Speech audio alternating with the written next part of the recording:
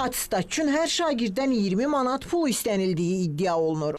Bu iddianı övladı Bakıdakı 264 nömrəli məktəb liseydə təhsil alan valideyn səsləndirib. Xəzər xəbərin qaynar xəttinə müraciət edən valideyn Rövşən Zeynalov deyir ki, onun övladı Xədicə Zeynallı adı çəkilən təhsil ocağının 9-cu sinif şagirdidir. Valideynin iddiasına görə qızının oxuduğu sinifin rəhbəri uşaqlardan 20 manat gətirməsini tələb edib. 9-cu sinifdə oxuyur, 20 manat pul tələb edirlər. Nə ilə bağlı tələb edirlər? Attestata. Və əsaslandırırlar ki, attestat üçün 20 manatdan hər bir şagird pul verir. Şagird verməlidir. İddiaların gerçək olub olmadığını öyrənmək üçün 9-cu sinif şagirdlərinin fikirlərini öyrəndik. Onlar da iddiaların doğru olduğunu dedilər. Bəli, yığılmışdı. Bu rüsumdur, sadəcə məktəb mi istəyir?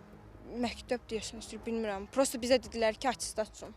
Yəni siz necə izah elədilər? Dedilər nə üçündür bu 20 manat? Attestat üçündür, sinif rəhbərimiz gəldi, qrupa yazdı.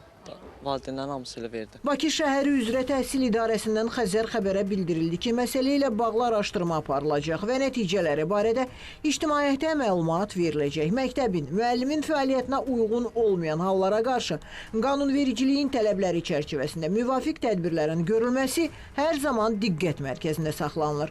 Məktəbə qədər və ümumi təhsil üzrə Dövlət Agentliyindən isə bildirildi ki, bu il tam orta təhsil haqqında attestatların 11-ci sinif məzunlarına 14-20 iyun, ümumi orta təhsil haqqında attestatların isə 23-28 iyun tarixləri aralığında təqdim edilməsi planlaşdırılır.